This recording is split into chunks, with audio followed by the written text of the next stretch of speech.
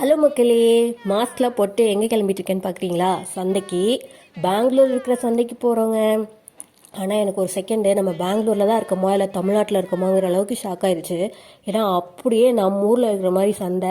அதுவும் மோஸ்ட்லி எல்லாருமே தமிழில் பேசினாங்க. எனக்கு ஒரே ஜாலி, அப்பாடா நம்ம நல்லா ரேட்டு பேசி வாங்கிடலாம். நீங்கள் பார்த்தீங்களா, சாணம் பிடிக்கிறதெல்லாம் வச்சுருந்தாங்க.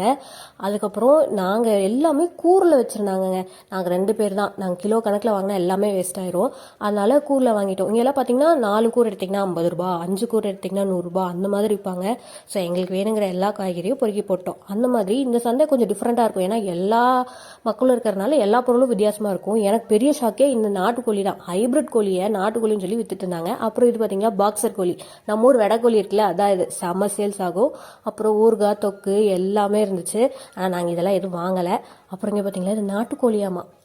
விலை 7 ரூபா தான் சொல்கிறாங்க. நம்ம ஊரில் 12 ரூபா. நெக்ஸ்ட் டைம் இதை வாங்கி எக்ஸ்பெரிமெண்ட் பண்ணி பார்க்கணும். டாடா பாய்.